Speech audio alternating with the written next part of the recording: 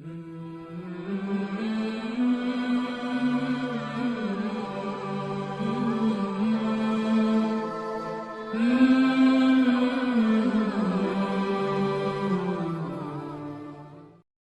باللہ من الشیطان الرجیم بسم اللہ الرحمن الرحیم واللاتی یاتین الفاحشۃ من نسائکم، اور جو کوئی بدکاری کریں تمہاری عورتیں، فاستشہدوا علیہن اربعۃ منکم، تو تم ان کے اوپر گواہ بناؤ 4 اپنوں میں سے، فإن شہدوا، اگر وہ گواہی دے دیں، فامسکوہن فی البیوت، تو تم ان کو بند رکھو گھروں میں، حتی یتوفاہن الموت، یہاں تک کہ وہ مر جائیں، او یجعل اللہ لہن سبیلا، یا مقرر کر دیں اللہ تعالیٰ ان کے لیے کوئی راستہ، واللذان یاتیانہا، اور جو 2 مرد کرے تم میں سے بدکاری، فآذوہما، تو ان کو اذیت دو، فإن تابا، اگر وہ توبہ کر لیں، وَأَصْلَحَا، اور اصلاح کر لیں، فَأَعْرِضُوا عَنْهُمَا،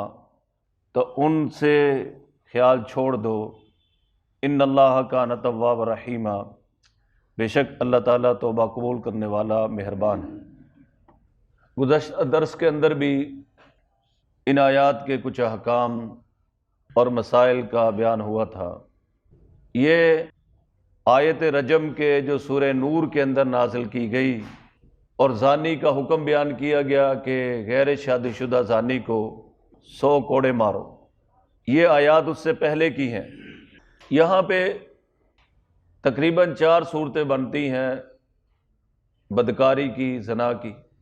نمبر 1، مرد عورت سے زنا کرے، اس کا حکم آپ کو بیان کر دیا گیا کہ جو غیر شادی شدہ ہو، سورہ نور کے اندر اس کا حکم کیا ہے کہ 100 کوڑے مارے جائیں، اور جو شادی شدہ ہو اس کے بارے میں حضرت عمر رضی اللہ عنہ فرماتے ہیں، ان اللہ بعث محمدا بالحق وانزل علیہ الکتاب فکان مما انزل اللہ تعالی آیت الرجم، رجم رسول اللہ صلی اللہ علیہ وسلم ورجمنا بعدہ والرجم فی کتاب اللہ حق علی من زنا اذا احسن من الرجال۔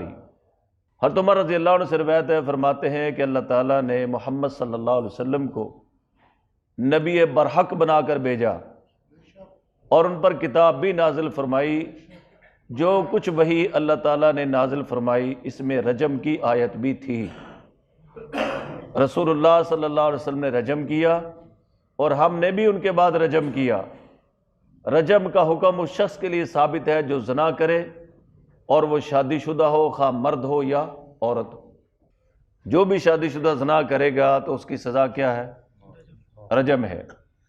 نبی کریم صلی اللہ علیہ وسلم نے حضرت معاذ بن مالک اور قبیلہ ازد کی ایک عورت پر زنا کی حد جاری فرمائی۔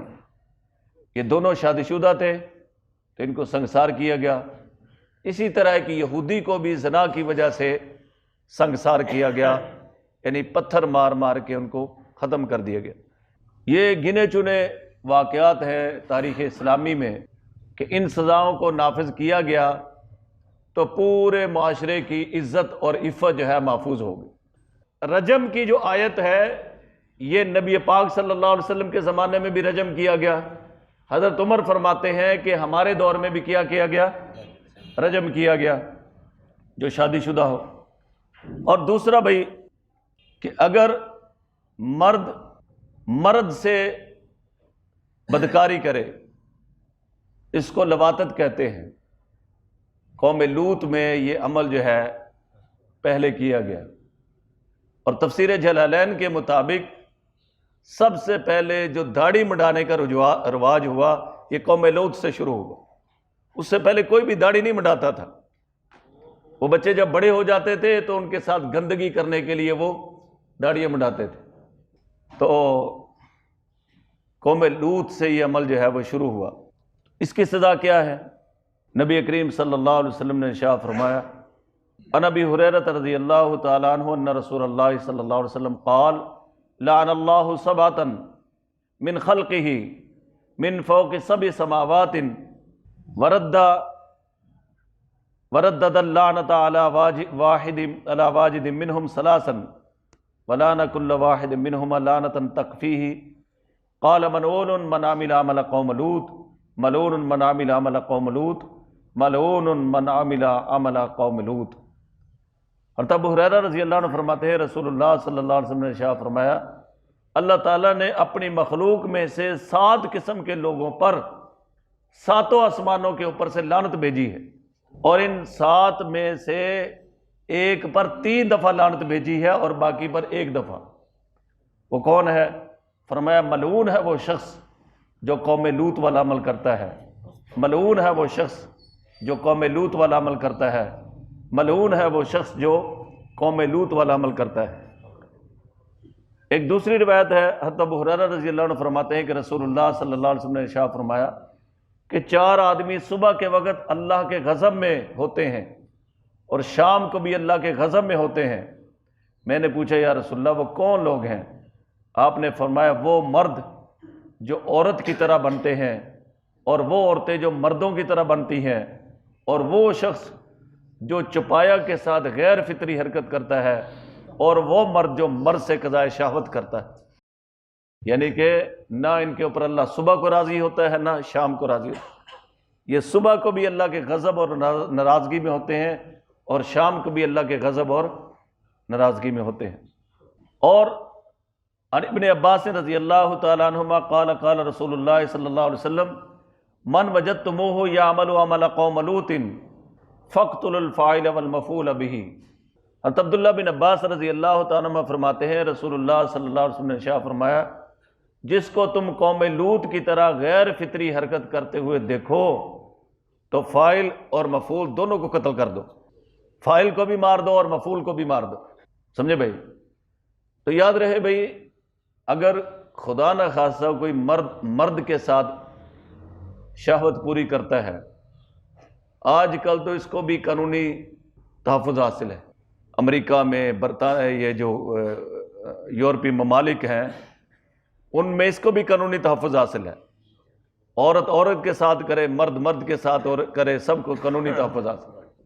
تو یاد رہے بھائی کہ یہ سب قرب قیامت ہے، اور ہمیشہ یاد رکھیں تہذیبیں 2 ہیں، یا اسلام کی تہذیب ہے یا کفر کی تہذیب ہے۔ حضور علیہ السلام نے فرمایا الکفر ملت واحدہ، سارا کفر ایک ملت ہے اور اسلام ایک ملت ہے۔ کفر یہودیوں کی صورت میں ہو، عیسائیوں کی صورت میں ہو، مجوسیوں کی صورت میں ہو، سیکولرزم کی صورت میں ہو، جتنی بھی کفر کی شکلیں ہیں سب ایک ہے۔ اسلام ایک تہذیب ہے اور وہ ایک تہذیب ہے۔ جتنی بھی اسلام کے علاوہ تہذیبیں ثقافتیں ہیں سب شیطانی ہیں، اور جو اسلامی تہذیب ہے وہ اللہ کی اور رحمانی تہذیب ہے، جو اللہ نے انبیاء پر نازل ہوئی اور صحیح صورت میں ہم تک پہنچ گئی۔ یہ ہے اسلامی تہذیب۔ ان کے پاس جو کچھ بھی ہے یہود و نصارہ کے پاس مسخ شدہ ہے، تحریف شدہ ہے، تبدیل شدہ ہے۔ وہ اسمبلی میں بیٹھ جائیں، جو مرضی بل پاس کر لے۔ ہم جنس پرستی کے قوانین کتنے عام ہیں، کوئی جرم نہیں۔ اگر کوئی آدمی قوم لوط والا عمل کرے تو امام شافعی رحمۃ اللہ علیہ تو فرماتے ہیں کہ وہی سزا ہوگی جو مرد عورت کے ساتھ کرے تو سزا ہے، یعنی ان کو پتھر مار کے ختم کیا جائے گا۔ اور امام ابو حنیفہ رحمۃ اللہ علیہ فرماتے ہیں چونکہ ان کی واضح سزا نہیں ہے تو لہٰذا حاکم کو اختیار ہے کہ ان کو نیچے بٹھا کے اوپر سے دیوار گرا دے، یا ان کو پہاڑ کے اوپر کھڑا کر کے دھکا دے دے تاکہ یہ مر جائیں اور دوسروں کے لیے بھی عبرت کا نشان بن جائے۔ تو کسی صورت کے اندر بھی جو ہے اسلام نے مرد کو مرد کے ساتھ شہوت پوری کرنے کی اجازت نہیں دی۔ اور ایک اور بھی یاد رکھیں کہ اللہ تعالیٰ نے مرد اور عورت کو ایک دوسرے کا لباس کہا ہے۔ مرد عورتوں کا لباس ہے اور عورتیں مرد کا لباس ہیں۔ نمبر 2، اللہ تعالیٰ نے عورتوں کو کھیتی کہا ہے، فاتو حرثکم انا شئتم، تم اپنی کھیتیوں میں آؤ جیسے چاہو، کھڑے بیٹھے لیٹے، تمہیں اجازت ہے۔ لیکن یاد رکھیں کہ احادیث کے اندر اس بات کو واضح طور پر بیان کر دیا گیا ہے کہ رستہ ایک ہی ہو۔ بیج جہاں سے پیداوار ہوتی ہے وہاں ڈالیں گے تو پیداوار آئے گی نا. اگر پتھر پہ بیج ڈال دیا تو کیا اگے گا؟ جو آدمی اپنی عورت کا دوسرا راستہ استعمال کرتا ہے، حضرت عبداللہ بن عباس روایت کرتے ہیں ان رسول اللہ صلی اللہ علیہ وسلم قال لا ينظر اللہ عز وجل الى رجل اتى رجلا او امرأة فی دبرها. حضرت عبداللہ بن عباس فرماتے ہیں کہ رسول اللہ صلی اللہ علیہ وسلم نے ارشاد فرمایا اللہ تعالیٰ اس مرد کی طرف رحمت کی نگاہ سے نہیں دیکھتے جو مرد یا عورت کے ساتھ غیر فطری فعل کرے. ان خزیمہ بن ثابت قال قال رسول اللہ صلی اللہ علیہ وسلم ان اللہ لا یستحی من الحق ثلاث مرات لا تأتوا النساء فی ادبارہن. حضرت خزیمہ بن ثابت رضی اللہ عنہ فرماتے ہیں کہ رسول اللہ صلی اللہ علیہ وسلم نے ارشاد فرمایا اللہ تعالیٰ حق بیان کرنے میں شرم نہیں کرتے. یہی الفاظ آپ صلی اللہ علیہ وسلم نے 3 دفعہ ارشاد فرمائے. پھر فرمایا کہ عورتوں کے پاس غیر فطری طریقے سے یعنی کہ دوسرے راستوں سے مت آیا کرو. وعن ابی ہریرہ رضی اللہ تعالیٰ عنہ ان رسول اللہ صلی اللہ علیہ وسلم قال ملعون من آتا امرأتہ فی دبرہا. حضرت ابو ہریرہ رضی اللہ عنہ فرماتے ہیں کہ رسول اللہ صلی اللہ علیہ وسلم نے ارشاد فرمایا اس شخص پر لعنت ہے جو عورت کے ساتھ دوسرے راستے سے جماع کرے، صحبت کرے، یعنی فرج کی بجائے اس کی دبر استعمال کرے، ایسا شخص لعنتی ہے. اور ایک روایت میں ہے وعنہ ان رسول اللہ صلی اللہ علیہ وسلم قال من اتی حائضا او امرأة فی دبرہا او کاہنا فصدقہ فقد کفر بما انزل علی محمد صلی اللہ علیہ وسلم. حضرت ابو ہریرہ فرماتے ہیں کہ رسول اللہ صلی اللہ علیہ وسلم نے ارشاد فرمایا جو مرد حیض کی حالت میں بیوی کے ساتھ جماع کرتا ہے یا غیر فطری راستے سے اس کے ساتھ جماع کرتا ہے یا کسی کاہن کے پاس جاتا ہے اور غیب سے متعلق اس کی خبر کی تصدیق کرتا ہے تو اس نے اس دین کا انکار کر دیا جو محمد صلی اللہ علیہ وسلم پہ نازل ہوا. عورتوں کے ساتھ دوسرا راستہ استعمال کرے، حیض کے اندر اس سے صحبت کر لے یا کسی کاہن کے پاس غیب کی خبریں پوچھی اور اس کی تصدیق کر دی کہ تو ٹھیک کہہ رہا ہے تو اس نے محمد کے دین کا انکار کر دی. یہ باتیں ایسی ہیں کہ جو شرم و حیا والی ہیں، لیکن یاد رکھیں ہماری جو نسلیں ہیں وہ حلت اور حرمت کے جو قوانین ہیں اسلام کے اس سے بیگانہ ہوتی جا رہی ہیں. حلت اور حرمت کو جانتے نہیں ہیں. وہ لذت شہوت 2 ہی قسم کے لوگوں کو بھوک لگی ہوئی ہے، ایک پیٹ کی بھوک ہے اور ایک شرمگاہ کی بھوک ہے.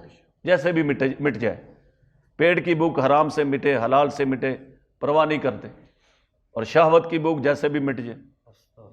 اللہ معاف کرے. انسان کی جو اپنی بیوی ہے اس پر بھی پابندیاں ہیں. حیض کے دوران اس سے اگر نفع اٹھانا ہی ہے تو یاد رکھے ناف سے لے کر گھٹنوں تک کپڑا باندھ لو، باقی جسم سے فائدہ اٹھا سکتے ہو، لیکن بہتر ہے کہ اس سے بھی بچ جائے. کون ہے جو اپنے آپ کو کنٹرول کرے؟ اور دوسرا بھائی اپنی ہی بیوی ہے لیکن اس کا بھی وہی راستہ استعمال ہو سکتا ہے جہاں سے پیداوار آئے گی. اس کی جو پچھلی طرف ہے، پچھلا جو سوراخ ہے، اس کو استعمال کرنے والا ایسے ہے جیسے قرآن کے انکار کرنے والا. سمجھے بھائی؟ اللہ پاک جو ہمیں ان بدکاریوں برائیوں سے ہر مسلمان کو محفوظ رکھے.